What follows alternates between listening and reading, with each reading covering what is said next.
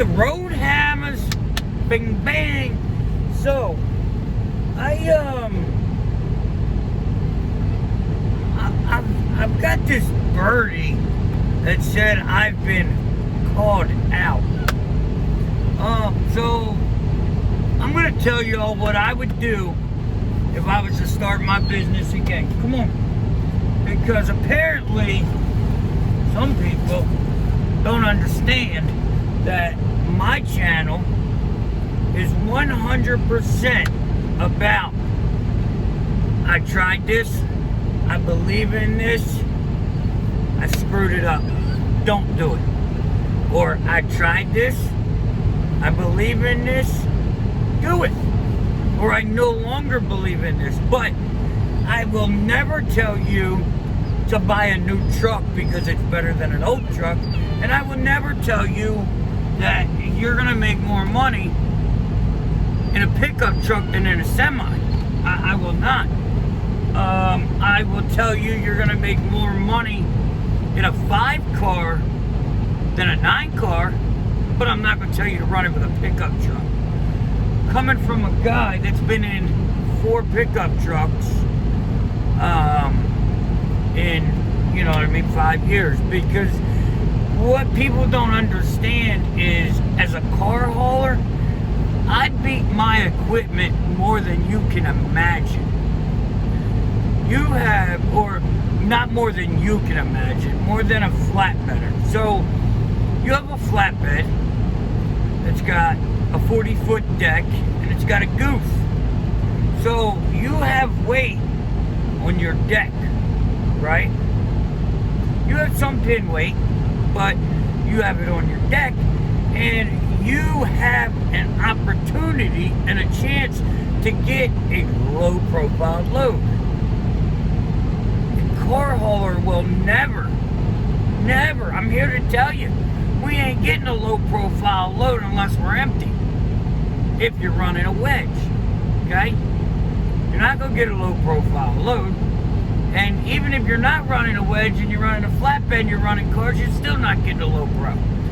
And I have a car and a half on a good day over my axle. Pushing, pulling, grinding. You know what I mean? Like beating the truck up, beating it up. So the only thing I regret of my whole career, my whole upswing and learning and progression, was the new truck. And I've always said since day one, a warranty is trash because you're gonna have to wait and wait and wait. I've never said buy a warranty, and I will never tell you to buy a warranty. Don't buy a warranty. Just don't do it. Because in the amount of time I can fix it or get the parts and pay to get it fixed, the warranty may give me approval in that time. May. 3 months to get approval on my truck with 40,000 miles and a blown motor. Would you like to know why? Because a warranty's job, the shop's job for the warranty company, find a way not to pay. So they've got to diagnose it. They've got to look into it. They've got to explain it. They've got to wait for a reason or an answer.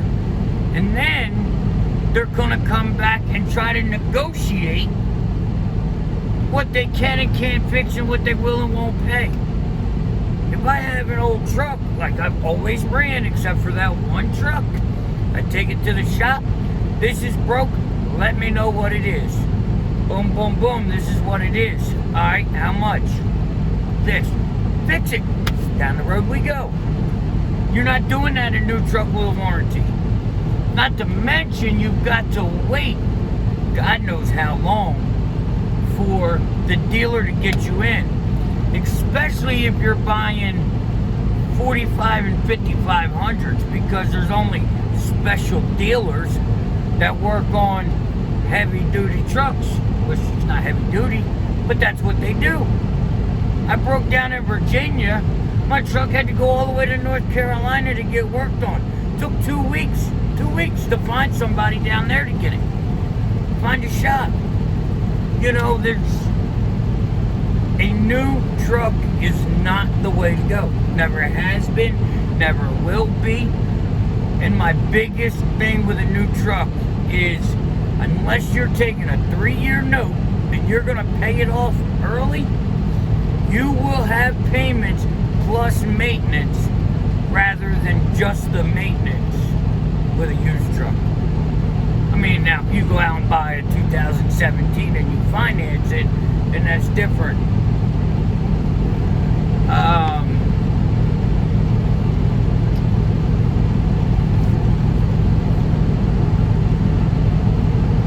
So that's why I've always stuck with the 07s and the 08s, because you can pay for them, you can get them, you know what I mean, get them done, and move on. And you can still pay the note to your bank, not to the bank, to your bank, and then when it breaks, you have your money to fix it.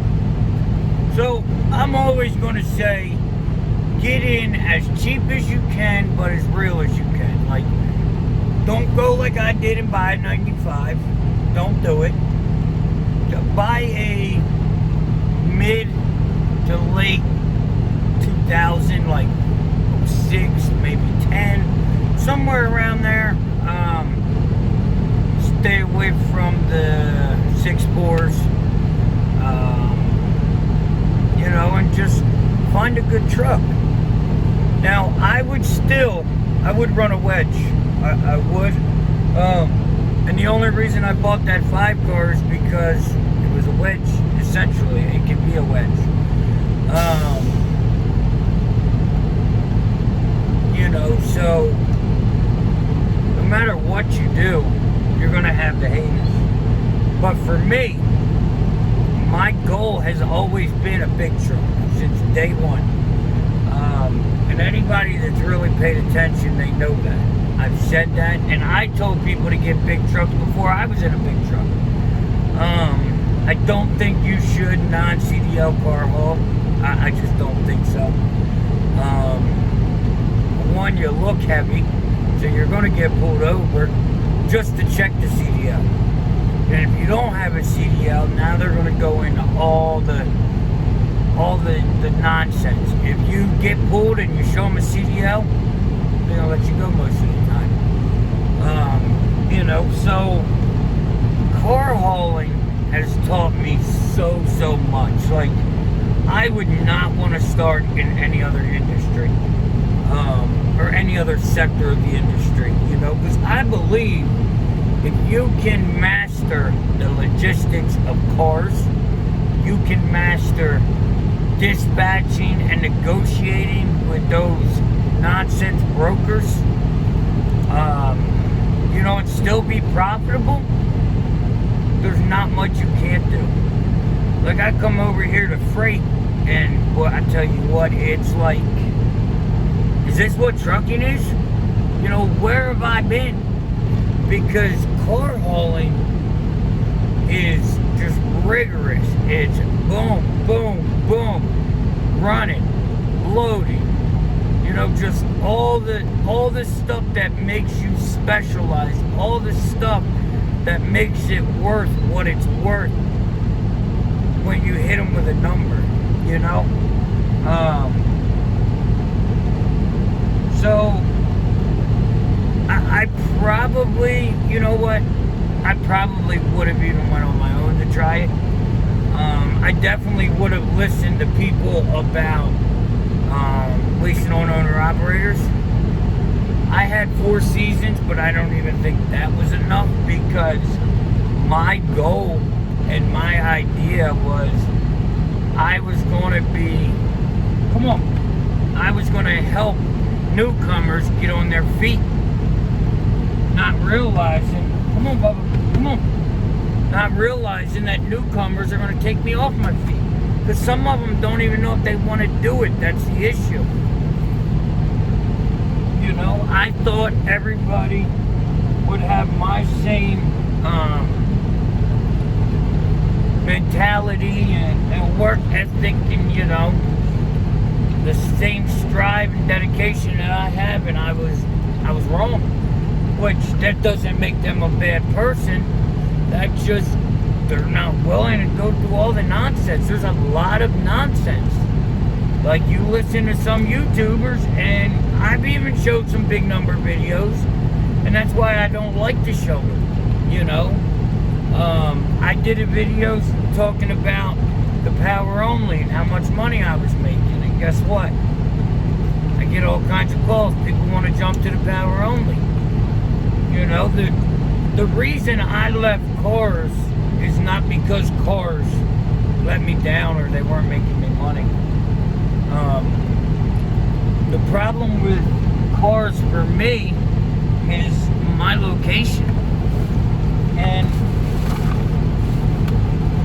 for a lot of people, I'm in a prime good location.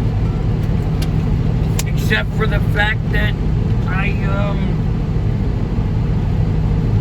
I think my service is worth more. I think I should be paid more than the brokers and the local truck drivers there think they are worth.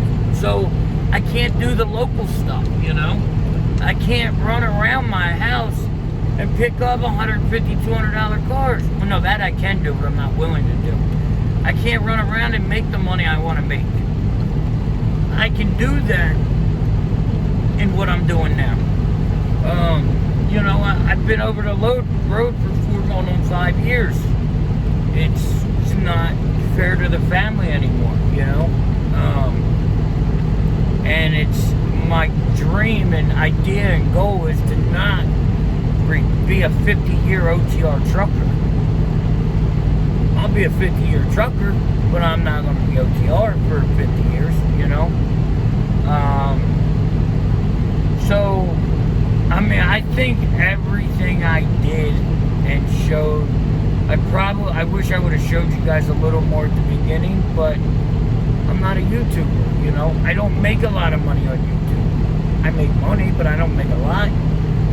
You know, I don't make enough for the 400 plus videos I have out. Like, I don't make enough to justify that, but I did it, you know.